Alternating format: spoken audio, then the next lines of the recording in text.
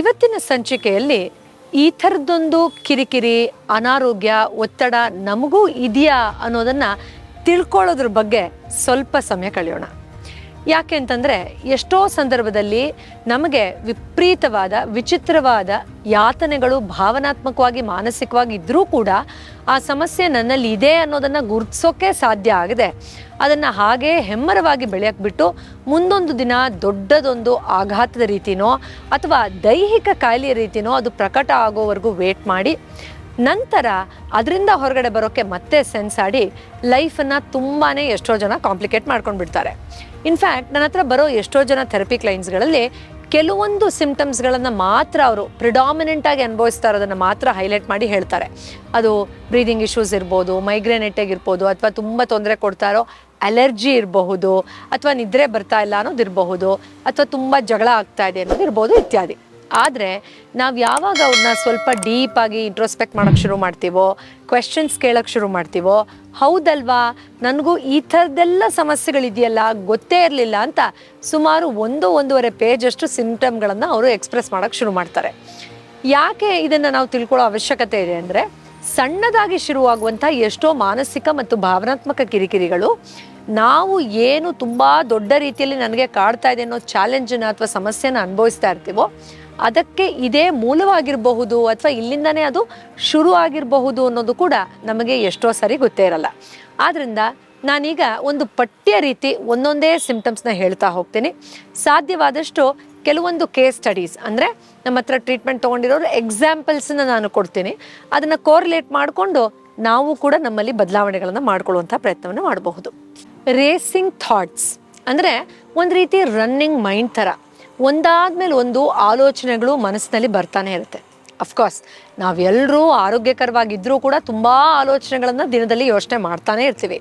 ಆದರೆ ಈ ಆಲೋಚನೆಗಳನ್ನು ನಾನು ಕಂಟ್ರೋಲೇ ಮಾಡೋಕ್ಕೆ ಆಗ್ತಾ ಇಲ್ಲ ಅನ್ನೋ ಎಕ್ಸ್ಟೆಂಟಿಗೆ ಸತತವಾಗಿ ಒಂದಾದ್ಮೇಲೆ ಒಂದು, ಅದರಲ್ಲೂ ಪ್ರಾಮಿನೆಂಟಾಗಿ ನೆಗೆಟಿವ್ ಥಾಟ್ಸ್ಗಳು ಓಡ್ತಾನೆ ಇದ್ದರೆ, ಹಾಗಾದರೆ ನಿಮ್ಮ ಆರೋಗ್ಯಕ್ಕೆ, ಸ್ಪೆಸಿಫಿಕ್ ಆಗಿ ನಿಮ್ಮ ಮಾನಸಿಕ ಭಾವನಾತ್ಮಕ ಆರೋಗ್ಯಕ್ಕೆ ನೀವು ಹೆಚ್ಚು ಹೊತ್ತು ಕೊಡುವಂತಹ ಅಥವಾ ಅದಕ್ಕೆ ಹೆಚ್ಚು ಪ್ರಾಮುಖ್ಯತೆಯನ್ನು ಕೊಟ್ಟು ಅದಕ್ಕೆ ಸೂಕ್ತವಾದ ಸಹಾಯ ತಗೊಳ್ಳುವಂತಹ ಸಮಯ ಬಂದಿದೆ ಅಂತ ಅರ್ಥ.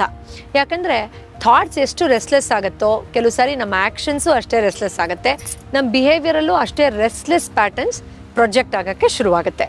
ಇನ್ನು ಏನೋ ಕೆಲಸ ಮಾಡ್ತಾ ಇದ್ದರೆ ತುಂಬ ಇರಲೆವೆಂಟ್ ಆಗಿ ಬೇರೆ ಯಾವುದೋ ತುಂಬ ನೆಗೆಟಿವ್ ಆಗಿರುವಂಥ ಆಲೋಚನೆ ಕ್ರಾಸ್ ಥಾಟ್ಸ್ ಥರ ಬರೋದು, ಒಂಥರ ಇಂಟರ್ಫಿಯರೆನ್ಸ್ ಥರ.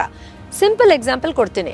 ಈಗ ನೀವು ಓದ್ಕೋಬೇಕು ಅಂತ ಅಂದ್ಕೊಂಡಿರ್ತೀರ, ಅವ್ರು ಹೊಡೆದ್ರು, ಇವ್ರು ಬೈದರು, ಇವ್ರು ಬರಲೇ ಇಲ್ಲ, ಇವರು ನಾಳೆ ನನಗೆ ದುಡ್ಡು ಕೊಡಲಿಲ್ಲ ಅಂದರೆ ಏನಾಗ್ಬಿಡತ್ತೆ, ಇವತ್ತು ರಾತ್ರಿ ನಿದ್ದೆ ಬರದೇ ಇದ್ದರೆ ಅಯ್ಯೋ ಏನು ಮಾಡೋದು, ಈ ಥರ ಮತ್ತೊಂದು ಯಾವುದೋ ಕಿರಿಕಿರಿ ಕೊಡುವಂತಹ ಆಲೋಚನೆ ಈಗ ಸದ್ಯಕ್ಕೆ ಮಾಡ್ತಾ ಇರುವಂತಹ ಕೆಲಸಕ್ಕಿಂತ ತುಂಬ ಸ್ಪೆಸಿಫಿಕ್ ಆಗಿ, ಸಿಗ್ನಿಫಿಕೆಂಟ್ ಆಗಿ ಹಿಂಸೆ ಕೊಡುವಂತಹ ಪ್ಯಾಟರ್ನ್ಸ್ ಇರಬಹುದು. ಇನ್ನು ತುಂಬ ಸರಿ ನಮ್ಮಲ್ಲಿ ಬೇಡದೇ ಇರುವಂತಹ ಥಾಟ್ಸಲ್ಲಿ ಯಾವಾಗಲೂ ಪ್ಲೆಷರ್ನ ಸೀಕ್ ಮಾಡುವಂಥ ಥಾಟ್ಸ್. ತುಂಬ ಜನಕ್ಕೆ ಈ ಸಮಸ್ಯೆ ಇರುತ್ತೆ, ಮುಜುಗರ ಮಾಡ್ಕೊಂಡು ಹೇಳ್ಕೊಳ್ತಾ ಇರಲ್ಲ. ಅಂದರೆ ಏನೋ ಒಂದು ಲೈಂಗಿಕ ಆಲೋಚನೆಗಳು, ಯಾವಾಗಲೂ ಬರೀ ಅದೇ ಒಂದು ಸೆಕ್ಷುವಲ್ ಥಾಟ್ಸಲ್ಲೇ ಮನಸ್ಸು ಸ್ಟಕ್ ಆಗಿರೋ ಥರನೋ, ಅಥವಾ ಆ ಪ್ಲೆಷರ್ನ ಹೆಚ್ಚು ಮಾಡ್ಕೊಳ್ಳುವಂತಹ ವಿಜುವಲೈಸೇಷನ್ನ ಮಾಡ್ಕೊಂಡು ಆ ಇಲ್ಯೂಷನ್ಸಲ್ಲೇ ಇರಬೇಕು, ಇಲ್ಲಾಂದರೆ ಮೈಂಡ್ ರಿಲ್ಯಾಕ್ಸೇ ಆಗಲ್ಲ ಅನ್ನೋ ಥರನೋ, ಮೈಂಡನ್ನು ಹಾಗೇ ಲೂಸ್ ಬಿಟ್ಬಿಟ್ಟಿದ್ದೀನಿ ನಾನು, ಏನು ಮಾಡಿದ್ರೂ ಅದು ಕಂಟ್ರೋಲಿಗೆ ಬರ್ತಾ ಇಲ್ಲ ಅನ್ನೋ ಥರನೋ ಎಷ್ಟೋ ಜನಕ್ಕೆ ಥಾಟ್ಸ್ ಕ್ರಿಯೇಟ್ ಆಗುತ್ತೆ. ಕೆಲವರಂತೂ ಹೇಳ್ತಾರೆ, ನಾನು ಕೆಟ್ಟ ವ್ಯಕ್ತಿ ಅಲ್ಲ ಮೇಡಮ್, ಬಟ್ ಕೆಲವೊಬ್ಬರನ್ನ ನೋಡಿದಾಗ ನಂಗೆ ಎಷ್ಟು ಒಂದು ನೆಗೆಟಿವ್ ಆಲೋಚನೆ ಅಥವಾ ವಲ್ಗರ್ ಥಾಟ್ಸ್ ಬರುತ್ತೆ ಅಂದರೆ, ಓ ನನಗೇನೋ ಕೆಟ್ಟದಾಗ್ಬಿಟ್ಟಿದೆ, ನಾನು ಕೆಟ್ಟ ವ್ಯಕ್ತಿ ಅನ್ನೋ ಥರ ನನಗೆ ತುಂಬ ಗಿಲ್ಟ್ ಆಗುತ್ತೆ, ಏನಾಗ್ತಾ ಇದೆ ನನಗೆ ಗೊತ್ತಾಗ್ತಾ ಇಲ್ಲ, ಬಟ್ ಬೈ ನೇಚರ್ ನಾನು ಕೆಟ್ಟವನಲ್ಲ ಅಂತ ಹೇಳ್ತಾರೆ. ಪಾಪ ಇದು ನಮ್ಮ ಮೆದುಳಿನಲ್ಲಿ ಆಗುವಂಥ ಕೆಲವು ಕ್ರಿಯೆಗಳಿರಬಹುದು, ಆಂಗ್ಸೈಟಿಯಿಂದ ಉದ್ಭವ ಆಗುವಂಥದ್ದಿರಬಹುದು, ಅಥವಾ ಈ ಹಿಂದೆ ನಡೆದ ಯಾವುದೋ ಆಘಾತದಿಂದ ಪ್ರೊಜೆಕ್ಟ್ ಆಗ್ತಾ ಇರೋದಿರಬಹುದು, ಅಥವಾ ನಮ್ಮ ಮನಸ್ಸನ್ನು ನಿಯಂತ್ರಣಕ್ಕೆ ತಗೊಳ್ಳುವಂಥ ಸಣ್ಣ ಕಲೆಯನ್ನು ನಾವು ಅಭ್ಯಾಸ ಮಾಡ್ಕೊಳ್ದೆ ಆಗ್ತಾ ಇರೋದಿರ್ಬೋದು. ಒಟ್ಟಿನಲ್ಲಿ ಈ ಹಿಂಸೆ ಸತತವಾಗಿ ಅವ್ರ ಮೈಂಡಲ್ಲಿ ಓಡ್ತಾನೆ ಇರುತ್ತೆ. ಇನ್ನು ಆಬ್ವಿಯಸ್ಲಿ ಈ ಥರದ್ದೆಲ್ಲ ಪ್ರಾಬ್ಲಮ್ಸ್ ಆದಾಗ ಫೋಕಸ್ಸೇ ಬರೋಲ್ಲ. ನನಗೆ ಅವ್ರು ಹೇಳಿದ್ದೇ ಕೇಳಿಸ್ಲಿಲ್ಲ, ನಾನು ಪ್ರೋಗ್ರಾಮ್ ನೋಡ್ತಾ ಇದ್ದೆ ನಂಗೆ ಅರ್ಥನೇ ಆಗಲಿಲ್ಲ, ನಾನು ಓದ್ಕೊಂಡೆ ಒಂಚೂರು ಕೂಡ ನನಗೆ ರೀಕಾಲ್ ಮಾಡ್ಕೊಳ್ಳೋಕ್ಕೆ ಆಗಲಿಲ್ಲ, ಒಂದು ಸ್ವಲ್ಪ ಕೂಡ ಮೈಂಡಲ್ಲಿ ಏನೂ ಉಳಿತಾನೇ ಇಲ್ಲ, ಈ ನಡುವೆ ಅಂತೂ ಒಂದು ಚಿಕ್ಕ ಕೀ ಎಲ್ಲಿಟ್ಟಿದ್ದೀನಿ ಅನ್ನೋದು ಕೂಡ ನೆನಪು ಮಾಡ್ಕೊಳ್ಳೋಕ್ಕೆ ನನಗೆ ತುಂಬ ಕಷ್ಟ ಆಗೋಗುತ್ತೆ, ಈ ಥರ ಹೇಳ್ತಾರೆ.